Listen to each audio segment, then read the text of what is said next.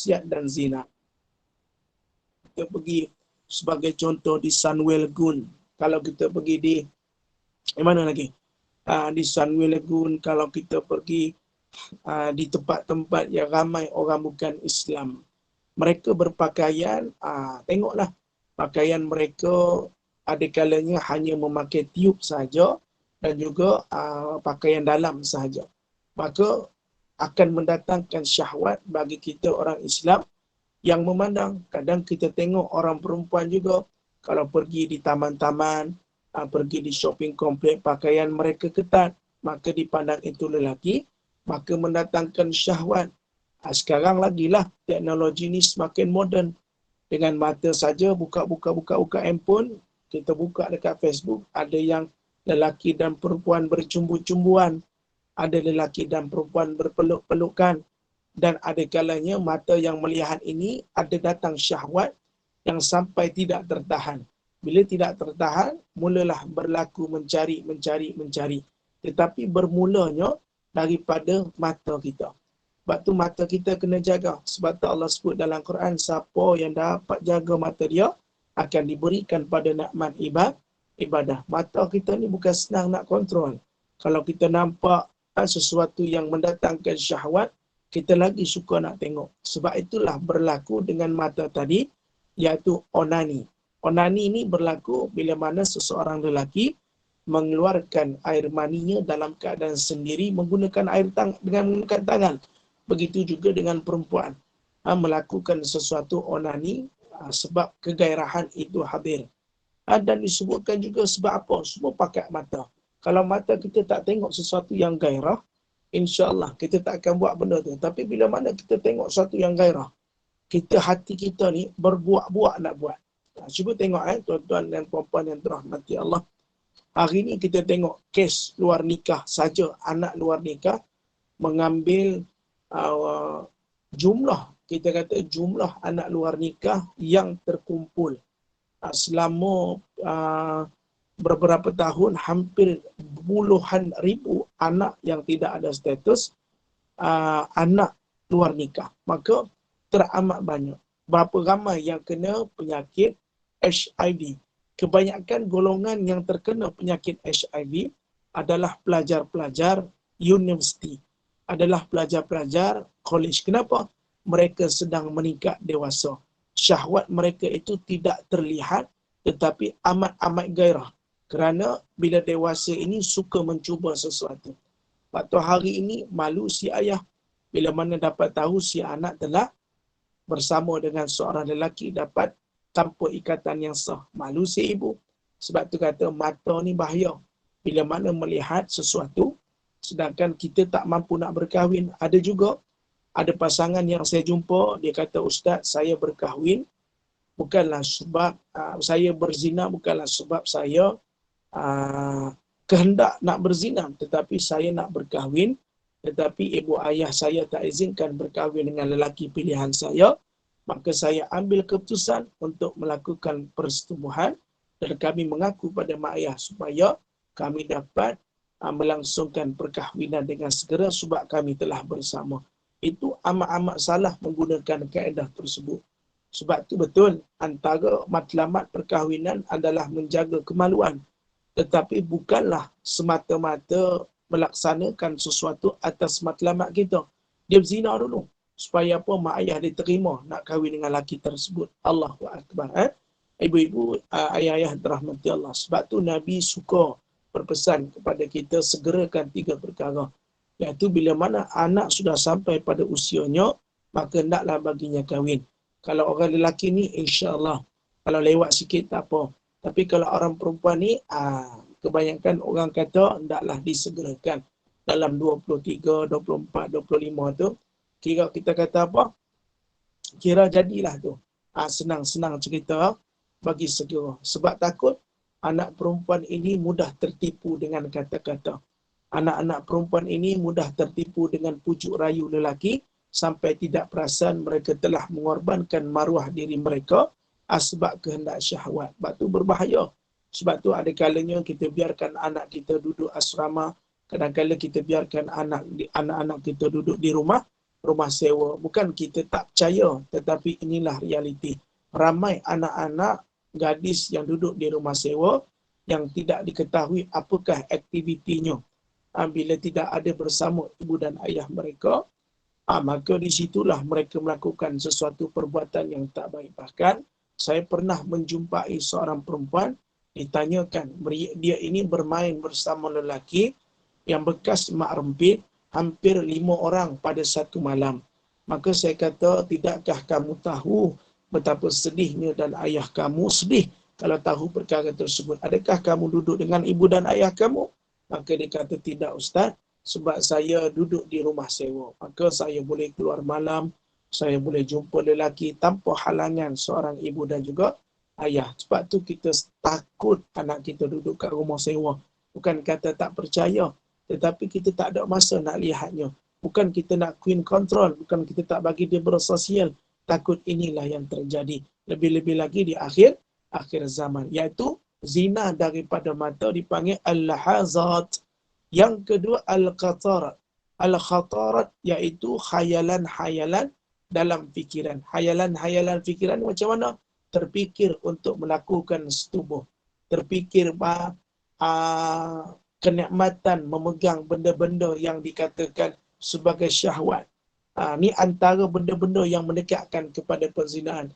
Fikir bagaimana saat melakukan persetubuhan, membayangkan mendapatkan sesuatu yang mengikuti pada syahwat.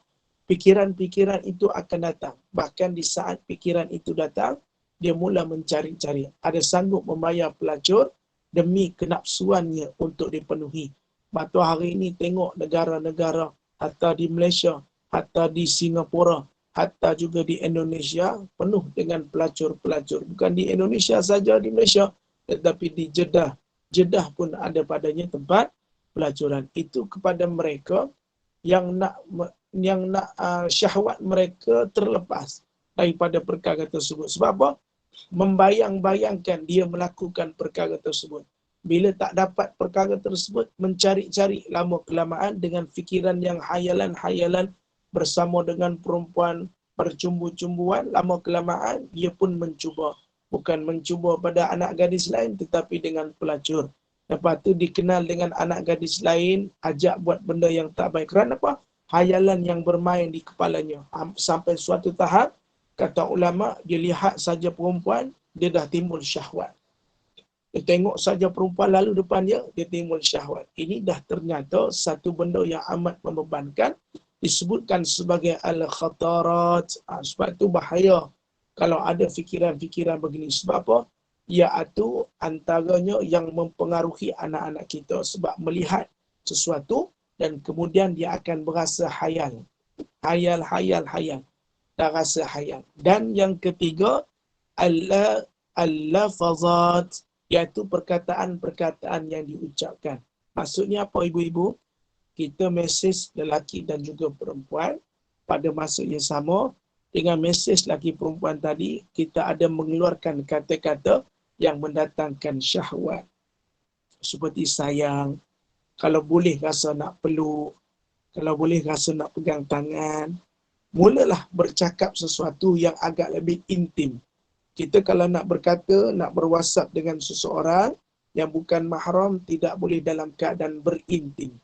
Tetapi hendaklah berada dalam keadaan yang kita kata sebagai hanya berhati-hati. Sebab bermulanya perzinaan itu daripada kata-kata. Kata-kata yang baik, lama-kelamaan rasa sayang, lama-kelamaan rasa dijaga, dipelihara, lama-lama sanggup memberi tubuhnya. Kan pernah diceritakan dalam kitab Talbisul Iblis.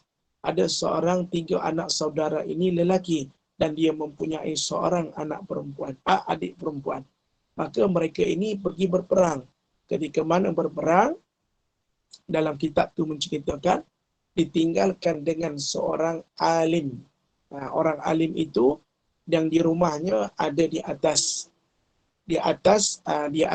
dan rumah yang diberikan pada perempuan tersebut adalah di bawah. Kenapa diserahkan pada orang alim itu? Kerana kepercayaan saudaranya. Kerana orang alim ini tidak akan melakukan apa-apa. Maka Lama kelamaan orang alim tu menjaga perempuan tersebut. Lama kelamaan, ni yang Nabi kata, bila kita duduk berterua, maka ada yang ketiga. Maka orang alim tersebut beribadah. Dia alim ibadah, maka dia kata, wahai saudara, kalau nak ambil makanan, ambil di pintu aku. Maka setiap hari orang alim tu akan meletakkan di luar pintunya, lalu menutup pintu supaya dia dapat makan tersebut. Maka datanglah godaan syaitan. Dia kata, kenapa wahai kau tak mengantarkan kepadanya makanan tersebut di hadapan pintu? Maka orang alim itu sudah mencuba. Dia ambil makanan tadi, dia letak kat depan pintu. Lama-lama dia buat. Dan setan tu pun kata, kenapa kau tak borak-borak dengan dia sedangkan kau berada di atas, dia berada di bawah. Lama kelamaan setan pun kata, kenapa kau tak hantar makanannya kat dalam rumah saja? Maka dia pun hantar dalam ke rumahnya. Lama-lama dah tak terbiasa, tak ada rasa terbatas pada pergaulan. Lama kelamaan orang alim itu menyentuh pehanya, lalu mereka melakukan satu perbuatan yang amat terkutuk, iaitu mereka berzinar. Pada masa yang sama, mereka berzinar. Pada masa yang sama telah mengandung anak perempuan, anak saudara perempuan lelaki tersebut, dan orang alim tadi itu telah membunuh kedua-duanya, anak termasuk dengan perempuan tadi. Seketika saja datang anak-anak saudara lelakinya tadi daripada peperangan, dia menceritakan bahawasanya mereka ini telah mati sekian. Maka kecewalah anak lelaki ini. Sedangkan yang melakukan perbuatan itu adalah orang alim tadi. Kerana takut malu diberitahu kepada orang lain, dia menyorokkan perbuatan zinanya tadi dan anak yang telah dikandungkan oleh adik perempuan 3 orang saudara lelakinya. Nampak? Kita ni manusia, jangan sesekali mencuba. Iman kita lemah. Jangan sekali duduk berdua-dua. Jangan sekali bermesej dalam keadaan intim-intim. Sebab mendatangkan syahwat. Hatta sekalipun seorang perempuan dengan seorang lelaki. Seorang lelaki ataupun seorang perempuan, ataupun bukanlah kita kata hubungan yang boleh jadi rapat, tetapi hendaklah berjaga-jaga. Sebab daripada ungkapan perkataan itu boleh hadir satu kenikmatan, boleh hadir juga sesuatu yang menjadikan satu benda yang menjerumus kita kepada penzinaan. Bermula dengan kata-kata, tadi mata, lepas tu fikiran yang menghayalkan, dan kemudian perkataan yang diucapkan. Dan yang berikutnya barulah sampai pada suatunya dipanggil al-khutuwatu, iaitu langkah-langkah untuk melakukan satu perbuatan. Dah mata melihat, berhayal-hayal, lepas tu berwasap-wasap, lama-kelamaan cuba mencari jalan untuk melakukan penzinaan. Itulah yang paling bahaya, yang perlu kita amati, yang perlu kita jauhkan. Apabila terjadi perbuatan terakhir, berlakulah penzinaan, iaitu bermula daripada mata yang melihat. Betul tak? Faham ibu-ibu yang dirahmati Allah? Bila mata dah melihat, dah berhayal-hayal melakukan hubungan seks, lepas tu perkataan mula berintim-intim, lama-kelamaan cuba cari macam mana aku nak dapat perbuatan zina tu untuk mendapatkan nikmat zina itu. Sebab itu digalakkan kita, orang lelaki, orang perempuan walaupun muda, digalakkan kita untuk berkahwin, supaya mengelakkan diri kita daripada berzina. Ada orang kata, Ustaz, saya bukan tak nak kahwin, tapi malah nak kahwin. Tapi kamu boleh tak kahwin, tapi Nabi tak mengaku umat, kamu tak berkahwin, tapi kamu masih buat maksiat. Kamu pergi main dengan pelacur, lepas tu kamu buat sesuatu yang mendatangkan musibah pada diri kamu, maka ia sesuatu yang perlu ditolak dalam kehidupan kita. Wallahu a'lam. Bermula daripada mata, datang hayalan daripada fikiran, lama-lama dengan perkataan, dan yang keempat mencari jalan untuk melakukan penzinaan. Sebab itu kena jauhi mata daripada melihat sesuatu yang mendatangkan syahwat. Tapi ternyata susah. Sebab hari ini dekat Facebook ada, ternyata susah hari ini kita tengok dekat Instagram ada, ternyata susah kita tengok sekarang ni dekat TikTok, ternyata susah kita tengok di mana-mana saja hari ini. Semua apa jua rancangan sekalipun, termasuk rancangan drama-drama, orang Melayu kita tetap juga menjadikan sesuatu adegan-adegan intim suami isteri walaupun yang berlakon itu bukan mahram, seolah-olah mengajak kepada kita melakukan sesuatu yang terlihat. Hak tu yang kita rasa macam Allahu Akbar. Mudah-mudahan kita tidak tergolong dalam golongan orang yang suka kepada penzinaan, dan mudah-mudahan kita dijauhkan daripada perkara-perkara yang mendekatkan kita kepada penzinaan. Wallahu a'lam. Jelasnya Kakanda Amnira? Boleh jelas? Alhamdulillah, jelas sangat Ustaz. Alhamdulillah. Kalau jelas tak apa. Maka hari ini kalau kita ada anak-anak perempuan, ya cukup usia, tapi suka keluar-keluar ke sana sini, carilah jodoh untuknya. Jangan dibiarkan takut-takut menjadi sesuatu yang kita tidak inginkan. Kalau masih belum bertemu, di hadapan ibu-ibu ni boleh buat menantu. Wallahu a'lam. Wallahu a'lam. Gurau, jangan marah nak. Kakanda Amnirah, jangan marah. Nanti kena jual. Wallah. Tak marah Ustaz. Tak marah. InsyaAllah. Baik. Terima kasih. Itu antara perkara-perkara ataupun 4 pintu yang membawa seseorang kepada zina dan maksiat. Ada tak persoalan nak ditanya berkaitan dengan tajuk tadi? Sebelum saya nak masuk 15 keburukan berzina. Sebab kita dalam fasal tubuh kita iaitu kemaluan. Maka fasal ini adalah fasal yang amat perlu dijaga sebab benda ni membawa kita kepada neraka Allah. Ada soalan? Waalaikumsalam. Waalaikumsalam. Ya Bonda Azrina, apa khabar? Alhamdulillah, baik Ustaz. Ustaz, peringatan besar hari ni bila Ustaz kata melalui kata-kata semua kan, sebab sekarang ni media sosial kadang-kadang bukan melalui komen, melalui like yang boboh love, semua tu pun boleh mengundang kepada kalau lelaki perempuan kan. Yang tu Ustaz, kalau ni Ustaz highlight sikit kot. Okey, yang dikatakan mention, ialah sekarang kita like, kita boleh ada perasaan marah, kita ada caring, kita ada love, dan kita ada banyak-banyak emotion, dipanggil emoji. Dan dia kata di antaranya tanda love. Love yang kita like, kita love. Love tu bukan pada perempuan, tetapi pada statement. Tetapi love yang tak boleh adalah bila kita komen sesuatu yang mendatangkan syahwat. Maka setakat like itu ada emoji love, itu tak menjadi masalah. Mungkin kita suka dengan nasihat.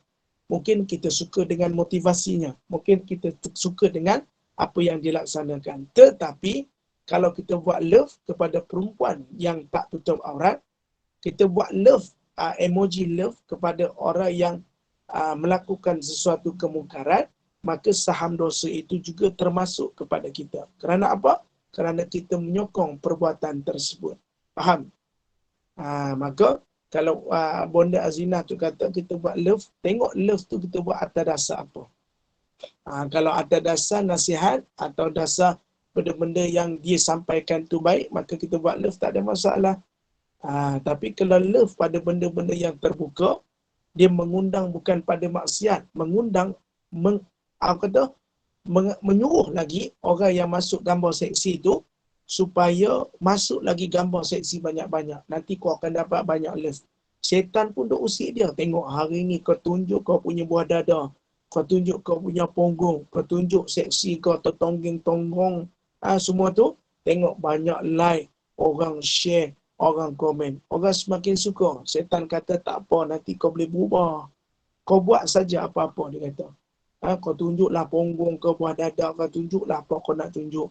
Nanti ramai orang follow, ramai orang like, ramai orang buat mini love dan rasa sayang kat kau, rasa orang bersyahwat pada kau. Orang jadikan kau sebagai idola, lucah pun kau rasa senang hati dengan gambar kau tadi. Sebab apa? Dia dah telah tertipu daya dengan belitan tipu daya syaitan. Wallahu alam, na'udzubillah min zalik. Kadang dia tak perasan bila dia tunjuk gambar buah dada dengan punggung dalam keadaan seksi, orang menjadikan gambar itu sebagai cara untuk mereka memuaskan nafsu. Ada kalanya, kata doktor pernah cerita, dia kata apa?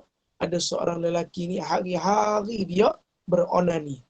Bagaimana dia beronani? Dia ambil gambar wanita seksi dan dia lihat dan membayangkan dia melakukan hubungan tersebut dengan wanita tadi. Bayangkan kalau isteri kita yang berpakaian seksi, dia ambil gambar tu, ditenung seorang lelaki dan beronani. Takkah kita rasa cemburu? Takkah kita rasa sakit hati? Tapi buat apa sakit hati? Kita yang benarkan isteri kita begitu. Sebab itu lelaki yang dayus itu bukanlah lelaki yang membenarkan isterinya bersalin di klinik kerajaan ataupun hospital kerajaan. Lelaki dayus itu adalah bila isteri kamu mendedahkan aurat dan terjoget-joget menunjukkan aurat dan kamu tak rasa apa-apa.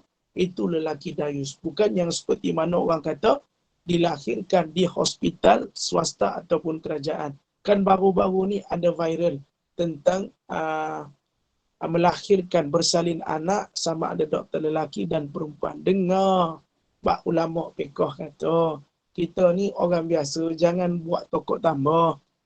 Kita ni mudah jadi cerita. Kalau kita memilih, ada memilih, hukum ni harus. Yang memilih itu adalah swasta. Kalau hospital swasta, kita boleh pilih doktor lelaki atau perempuan. Tetapi kalau kerajaan, rezeki kita dapat perempuan, alhamdulillah. Kalau rezeki kita dapat lelaki, nak buat bagaimana? Sebab kita tak boleh memilih. Sebab itu, jangan terlalu memberi pada satu hukum. Sebab tu saya kata, terlalu banyak orang yang meletakkan hukum, tetapi bukan ahlinya yang meletakkan. Sebab tu saya tengok baru-baru ni tentang bersalin. Tak perlu kata tu tuan-tuan. Salah kaedah fiqahnya, maqasid al-syariah. Kalau orang tu tak mampu, macam kita kalau mampu bolehlah bersalin kat swasta. Jenis tak mampu, pergi bersalin dekat mana? Dekat hospital kerajaan. Dapat rezeki laki, nak buat macam mana? Tapi kalau dapat perempuan, alhamdulillah. Tapi kalau doktor lelaki macam mana? Sebab nak melahirkan anak ni, nak sambut bayi ni bukanlah seseorang yang mudah dan juga pakar. Makna kita kena faham dalam konteks al-maqasid al-syariah. Jangan kita kata memang kalau kita ada duit, di situ harus bagi kita memilih. Tetapi kalau dah tak ada duit, hospital kerajaan saja, maka itulah yang semampu kita. Kalau ada duit, pergilah ke klinik ataupun hospital swasta. Hari ni saja kalau hospital swasta duduk satu hari saja dah dekat 3-4 ribu. Kalaulah kita ni orang susah, beli-beli, bayar ubat saja dah 4 ribu. Pada masa yang sama dah lah 4 ribu. Lepas tu lepas bersalin, nak mengurut lagi dengan tok bidan. Bayar-bayar tok bidan dah 1,000 lebih. Nak bengkung lagi. Semua banyak benda nak pakai. Tetapi bagi saya, hari ini, na'udzubillah min zalik, atas dasar apakah masalah ini sampai tidak ada penyelesaian. Sedangkan ulama' dah jawab dah. Sebab tu saya kata dalam Facebook ni banyak ulama' ciptaan sendiri. Dan meletakkan hukum suka-suki saja. Sedangkan ulama' telah membahas dan juga menjawabnya. Wallahu a'lam. Ada duit pi swasta, tak ada duit pi kerajaan. Doalah, ya Allah, izinkan aku dapat doktor perempuan. Kalau doa tiba-tiba dapat, alhamdulillah. Kalau tak dapat, mungkin ada asbab. Sebab lepas nak bersalin tu banyak pakai duit. Nak beli pampers, nak beli baju, nak beli ni, nak beli tu. Kosnya tinggi. Dengan bidan lagi 3 kali urut saja 450. Urut pantang pula 450. Habis penutup dah 900. Makan tak boleh makan biasa-biasa. Kena makan ikan tenggiri. Kena makan ikan tak gatai. Makan lagi benda-benda tu. Masak lagi. Maknanya banyak benda yang kita nak pakai. Wallahu a'lam. Sebab tu jangan jadi manusia yang mudah melarikan pada bab hukum ini, melainkan tanyalah pada ahlinya. Wallahu a'lam. Ada soalan? Tak ada ya? Kalau tak ada, kita sambung 15 keburukan berzina. Nampak? Keburukan berzina. Setidak-tidaknya disebutkan ada 15 keburukan zina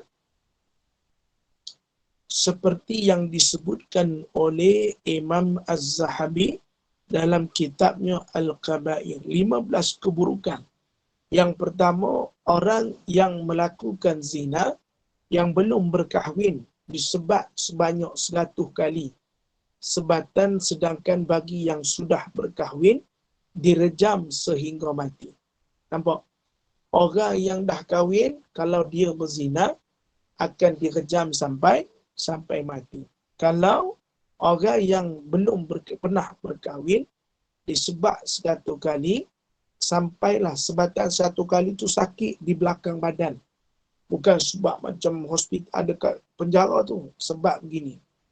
Salah gitulah sebatan tersebut. Yang kedua, bagi mereka yang terlepas daripada hukuman dunia, yakni orang berzina tapi tidak bertaubat. Berzina, dia mesti bertaubat. Taubatnya bukan taubat biasa, dipanggil taubatan nasuha. Para penzina, kalau mereka terlepas dari hukum dunia, lah dia zina tapi orang tak nampak. Dan dia tak bertaubat pula. Kalau orang tak nampak, dia bertaubat tak apa. Tapi dia tak bertaubat. Maka bila mana dia tak bertaubat, para penzina digantung dengan kemaluan mereka di dalam neraka. Sambil dipukul kemaluan mereka dengan cemeti daripada besi sambil dicemuh oleh malaikat Zabaniyah. Allahu Akbar. Nampak? Kalau kat dunia, orang tak nampak kamu berzina. Tapi dekat akhirat, kamu mesti tak terlepas. Kamu akan digantung kemaluan dan dipukul dalam neraka dengan cemeti daripada besi sambil dicemuh oleh malaikat Zabaniyah. Yang ketiga, dicabut iman daripada dalam hatinya ketika berzina. Iman dalam hatinya tu dicabut ketika berzina seperti mana pakaian yang dicabut daripada tubuh. Kan pakaian, kita ada pakaian, seolah-olah ditanggalkan iman tu terus daripada hati kita sewaktu melakukan zina tersebut. Habis iman kita tu nak kena buat semula. Sebab apa? Dicabut habis, hilang habis. Na'udzubillah min zalik. Dan juga dikatakan, makna dicabut tu, iman kita dalam hati tu ada. Lepas tu dicabut tu seolah-olah pakaian yang ditanggalkan daripada tubuh. Tanggal saja, begitulah iman kita dalam hati. Habis terus, tak ada. Mana nak datang semula, kena bertaubat semula. Carilah semula nikmat iman tersebut. Yang keempat, Allah Subhanahu Wa Taala tidak akan berkata-kata dengan orang tua yang berzina pada hari kiamat. Orang tua yang berzina pada hari kiamat. Allah tak akan berkata-kata dengan orang tua yang berzina pada hari kiamat. Tidak mahu melihatnya saja. Melihatnya iaitu membiarkannya dan tidak menyucikannya daripada dosa dan baginya azab yang pedih. Orang tua ni siapa? Orang dah berusia tapi dia berzina. Maka Allah tak akan berkata dengan satu perkataan pun dengannya pada hari kiamat. Bahkan Allah tak nak tengok muka dia. Allah benci tengok muka dia dan Allah tak nak bagi kesucian daripada dosa-dosanya dan Allah bagi azab yang amat pedih. Allahu Akbar. Ni bagi orang-orang yang dah berusia ataupun istilahnya orang dah tua tapi mereka berzina. Maka di sini diberikan satu tegahan, kata ulama, Allah tak nak berkata-kata dengannya dan Allah juga tak nak lihatnya dan Allah tak nak cucikan daripada dosa-dosanya dan Allah berikan azab yang amat pedih. Allahu Akbar. Dan yang kelima dikatakan dosa paling besar dari selepas syirik kepada Allah dan membunuh nyawa tanpa alasan yang benar. Bermakna dosa yang paling besar syirik. Yang kedua membunuh tanpa hak. Maknanya membunuh tidak ada sengaja. Tanpa sesuatu perkara maka kita main bunuh saja. Dikira sebagai zalim. Dan yang ketiga adalah dosa berzina. Na'udzubillah min zalik, antara dosa yang terbesar. Maka dosa zina ni, ranking dosa zina ni adalah nombor 3. Nombor 3 tu adalah ranking dosa berzina. Allahu Akbar. Bagi mereka yang melakukannya.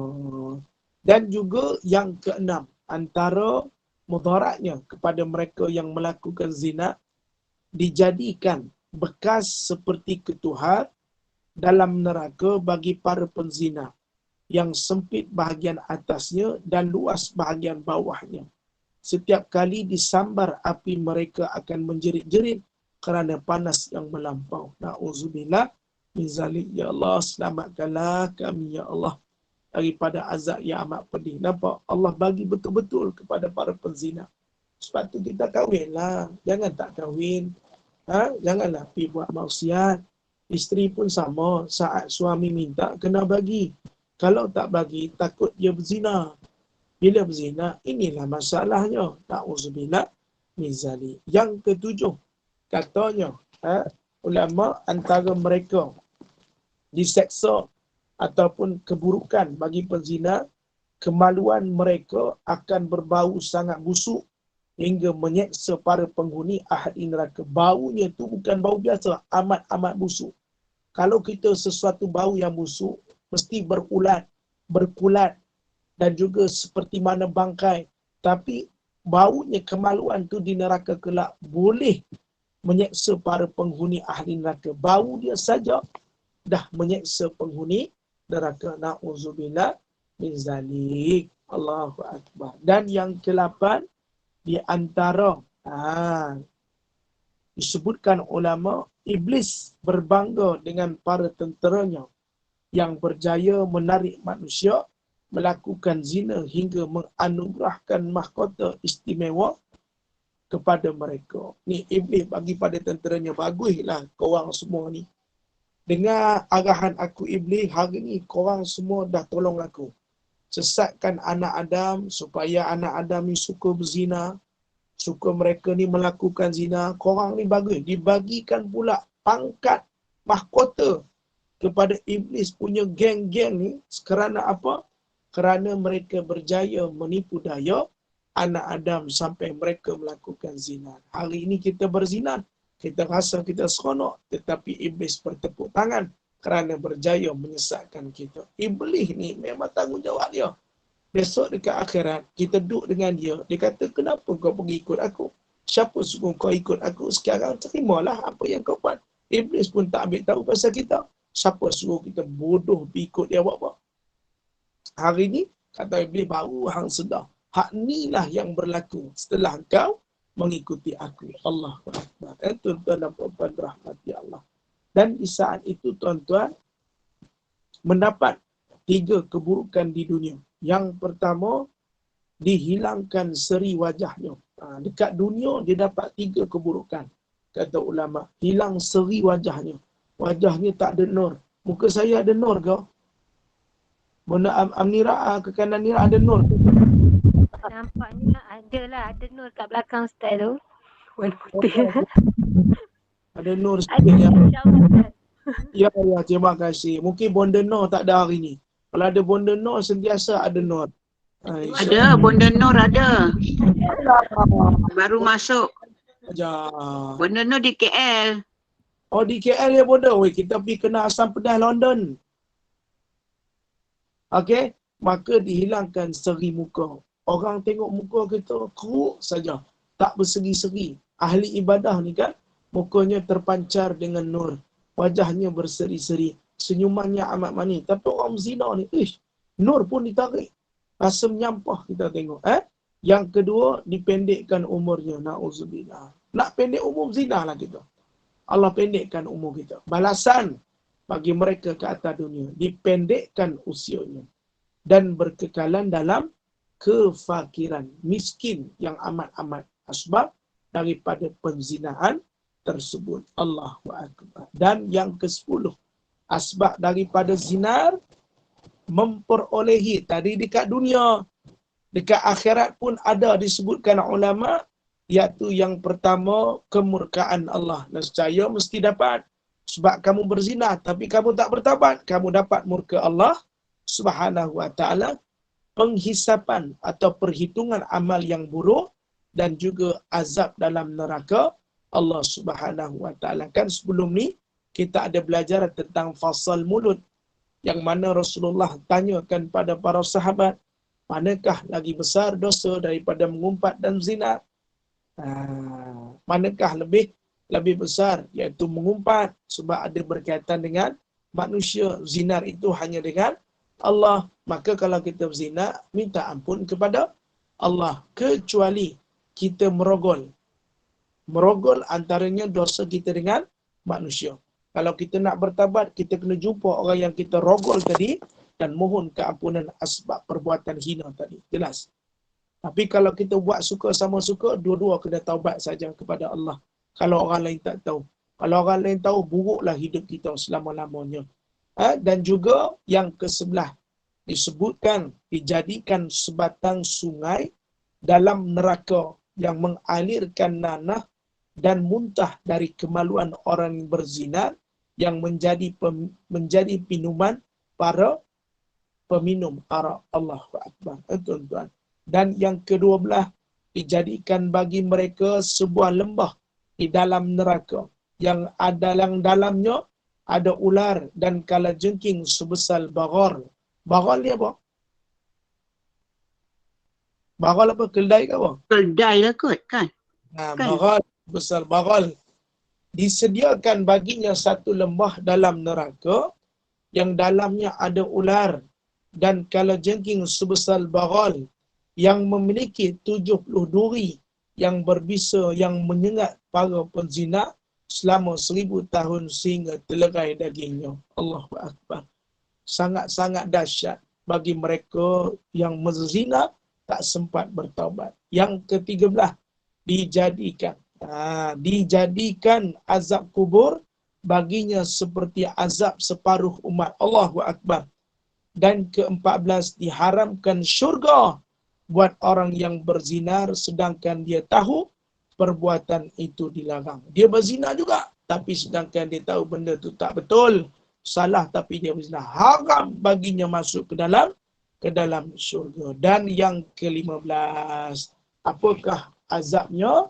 Merosakkan keturunan ataupun nasab manusia dengan lahirnya anak di luar hubungan perkahwinan. Rosak sebab anak yang di luar perkahwinan tak boleh dibinkan, tetapi diberikan nama bin Abdullah. Tetapi ada perbahasan, kalau yang melaksanakan itu ingin bertanggungjawab, seusia kandungannya bawah 6 bulan, boleh dibinkan kepada nama bapa. Tetapi hendaklah disegera kahwin. Contoh, dia laksanakan sesuatu hubungan seks tanpa ikatan sah. Tiba-tiba, biasalah, kita kalau mengandung ni, mengambil masa dalam 3-4 minggu. Tiba-tiba cek test pregnant sebab tak datang bulan. Cek, rupanya mengandung. Bagi tahu dekat husband, dekat boyfriend, bang, nak bagi tahu hari tu kita buat, hari ni saya mengandung. Kalau dia lari, anak luar nikah. Tapi kalau laki tu kata, tak apalah saya bertanggungjawab, kena segera, boleh dinamakan, dibinkan anak tersebut pada bin si ayah tadi. Wallahu a'lam. Tapi ada ulama ada jumlah bulan-bulan yang tertentu boleh dibinkan. Kalau dia tak kahwin juga, lahir anak tu saja, baru saja dia nak kahwin, maka di situ tidak boleh dibinkan bapaknya, tetapi bin Abdullah. Rosaklah nasab tersebut. Ada tuan-tuan, pernah terjadi, tetapi kesian si anak bila ditanya kenapa ayah saya nama lain tetapi nama di dalam sijil lahir saya Abdullah. Na'udzubillah min zalik. Dan Allah Ta'ala berfirman, وَالَّذِينَ لَا يَدْعُونَ مَعَ اللَّهِ إِلَهًا آخَرَ ولا يقتلون النفس التي حرم الله إلا بالحق ولا يزنون ومن يفعل ذلك يلقى أثاما يضاعف له العذاب يوم القيامة ويخلد فيه مهانا. Dan juga mereka tidak menyembah sesuatu yang lain bersama-sama Allah dan tidak membunuh jiwa yang diharamkan Allah membunuhnya kecuali dengan jalan hak, dan tidak pula mereka berzinar, dan sesiapa yang melakukan demikian akan mendapat balasan dosanya, akan digandakan baginya azab seksa pada hari kiamat, dan ia akan kekal di dalam azab itu dengan menerima kehinaan. Dan Allah berfirman dalam surah Al-Isra, "Wala taqrabuz zina innahu kana fahishatan wa sa'a sabila." Dan janganlah kamu menghampiri zina, sesungguhnya zina itu adalah suatu perbuatan yang keji dan satu jalan yang jahat. Pada ayat surah Al-Furqan, Allah menyebut zinar setelah menyebut syirik dan pembunuhan terhadap jiwa yang diharamkan oleh Allah. Ini menunjukkan perbuatan zina itu buruk dan terkeji. Dan ayat pada ayat Isra, ayat 32, janganlah melakukan zinar, menghampiri zinar dengan melakukan perkara-perkara yang boleh menyebabkan zina sahaja dilarang oleh syarak. Wallahu a'lam, insya-Allah. Dan disebutkan Imam Al-Bukhari dan Muslim telah meriwayatkan hadis daripada Sayyidina Ibnu Mas'ud berkata, aku bertanya kepada Rasulullah, apakah dosa yang paling besar di sisi Allah? Baginda menjawab, engkau syirik kepada Allah, sedangkan Allah yang menjadikan engkau. Aku berkata, memang besar sungguh dosa itu. Aku bertanya lagi, kemudian apakah dosa besar selepasnya?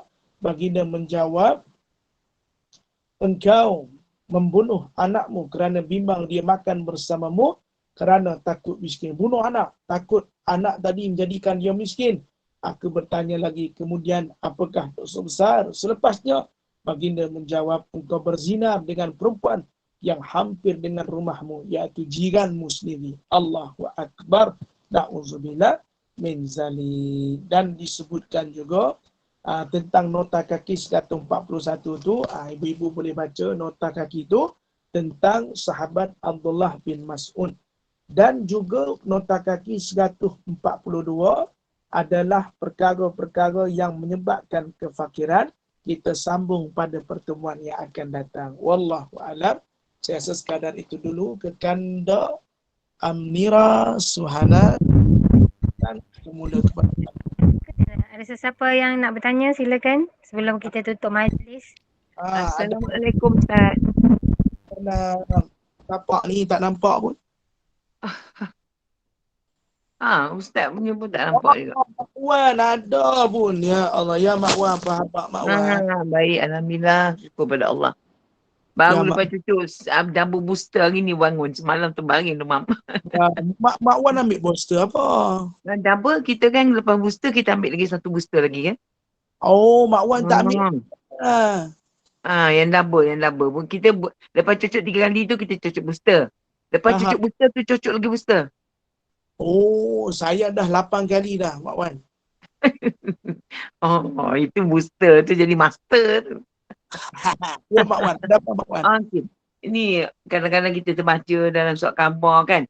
Ada orang yang terpaksa membunuh kerana mempertahankan diri dia daripada dirongkol tu. Okey. Maknanya mengelakkan pada zina lah kan. Okay. Dan yang hairannya pula dia dijatuhkan hukum kerana membunuh tanpa sengaja. Macam mana tu Ustaz? Ini dipanggil satu sivil. Jenayah sivil. Dalam konsep mahkamah dipanggil jenayah sivil. Jenayah sivil ni kita melihat kepada bukti. Faham? Bukti ini adalah bukti yang kukuh. Kalau dia mengatakan seseorang itu cuba merogolnya tapi tanpa saksi. Saksi yang ternyata benar adalah kes itu terlihat seperti mana kes membunuh. Tetapi kes merogol itu tidak terlihat. Kalau dikatakan yang arif, dia datang merogol saya dan ketika itu saya cuba mempertahankan diri saya. Tetapi bukti itu kena kukuh. Kalau kukuh akan dijatuhkan hukuman pada orang tersebut. Tetapi bukti itu tidak kukuh. Boleh dikatakan berlaku pembunuhan itu tanpa sengaja. Inilah undang-undang dunia. Adakala terpaksa kita telan jua. Faham, Mak Wan? Faham. Terima kasih. Sebab tu undang-undang Allah tertentu tak boleh lepas. Tapi undang-undang manusia berbagai cara boleh meletakkan pada sesuatu jenayah. Kan dulu pernah ada seorang hamba Allah tu bergelut dengan pencuri. Lantas dia pula yang terkena hukuman. dibetulkan pula kepada pencuri tadi. Itu amat-amat kita rasa kecewa. Sebab tu banyak petition agar membentangkan kes itu semula. Sebab itulah mahkamah dunia ni ada kalanya tidak adil bagi mereka yang benar. Wallahu a'lam. Cuma dalam konsep ini kita kena serah kepada Allah selagi kita dianggap benar. Cuma kejadian itu berlaku bagaimana? Kalau ada saksi, insya-Allah mereka yang hampir dirogol itu akan menjadi membebaskan dirinya sebab ada saksi. Sebab tu bila dinaikkan perbicaraan mesti ada saksi Mak Wan. Kita susah. Tetapi kalau berlaku kejadian itu dalam rumah mangsa cuba merogol, maka itu amat kuat bahawasanya kejadian itu telah berlaku kerana salah satu dia menceroboh masuk ke dalam rumah, maka di situ dia boleh menang. Wallahu a'lam. Ni dah buka bab lawyer pula ni. Terima kasih. Okey, wallahu a'lam. Terima kasih. Ada lagi soalan? Ada Ada nak tanya? dipahami ke? InsyaAllah tak ada apa. Bila Ustaz bagi penerangan darinya. Alhamdulillah. Alhamdulillah. Silalah. Assalamualaikum Ustaz. Silalah. Ya, waktu tak nampak.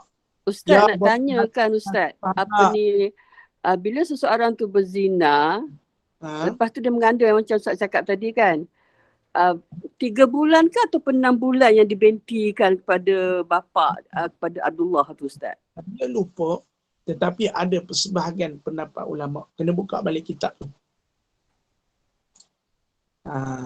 Ada disebutkan boleh dibinkan, tapi ada jumlah bulan-bulannya.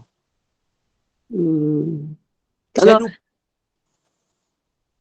okey Ustaz, teruskan. Kalau saya lupa, tapi kalau saya ingat nanti saya beritahu. Saya lupa. Okey, terima kasih Ustaz. Sama-sama, insya-Allah. Okeylah, keadaan akhirat. Okey, baik kita tutup. Alhamdulillah, barakallahu fikum, jazakumullah khairan katsira Ustaz. Mudah-mudahan kita dapat mengambil iktibar dengan apa yang Ustaz terangkan hari ini. Allahu Akbar, sangat besarnya dosa melakukan zina. Semoga kita dijauhkan dari perbuatan zina. Semoga bertambah iman kita. Semoga Allah mengampunkan dosa-dosa kita yang telah lalu. Jadi mudah-mudahan Allah bermanfaat, mudah-mudahan bermanfaat, mudah-mudahan barokah, mudah-mudahan Allah akan limpah rahmat kepada kita. Terima kasih kepada tim Gubernur Iman, terima kasih kepada sahabat-sahabat pencinta ilmu. Sebelum menutup majlis, jika saya membuat kuliah pada hari ini Ustaz, pada pukul 2 petang bersama Al-Fadilah Ustazah Helen dengan halaqah tahfiz kelas hafazan. Pada pukul 5.15 petang kuliah asar bersama dengan Al-Fadil Ustaz Abdul Hakim bin Wan Muhammad Nur dengan risalah adab suluki murid. Pada pukul 8 malam kuliah maghrib bersama Al-Fadil Ustaz Meja Muhammad Naim bin Haji Ahmad Al-Hafiz dengan bacaan Yasin, tahlil, doa dan surah Al-Mulk. Pada pukul 9 malam kuliah isyak bersama Ustazah Umairah binti Muhammad Saleh dengan tahsin Al-Quran. Dan pada pukul 9.15 malam kuliah isyak bersama Al-Fadil Ustaz Dr. Ashraf bin Suwarin dengan kitab hadis sahih terbukti masa kini. Jadi teruskanlah bersama-sama dengan Gubernur Iman dengan kuliah-kuliah yang telah disediakan. Moga memberi manfaat kepada kita di dunia dan di akhirat. Dengan ini saya memohon maaf sekiranya ada sebarang kekurangan dan kesilapan. Yang baik itu datang daripada Allah, yang tidak baik itu datang dari saya sendiri. Kita tangguh kuliah kita sebagai menutup majlis. Mohon sekali lagi Al-Fadil Ustaz untuk membacakan doa, tasbih kifarah dan surat Al-As. Subhanallah wa bihamdihi subhanallahil azim. La ilaha illa anta nastaghfiruka wa natubu ilaik. Bismillahirrahmanirrahim. Wal 'asr innal insana lafi khusr illa allazina amanu wa amilus salihat wa tawassaw bil haqq wa tawassaw bis sabr. Wabillahi taufiq wal hidayah. Assalamualaikum warahmatullahi wabarakatuh. Waalaikumsalam warahmatullahi wabarakatuh. Waalaikumsalam. Terima kasih.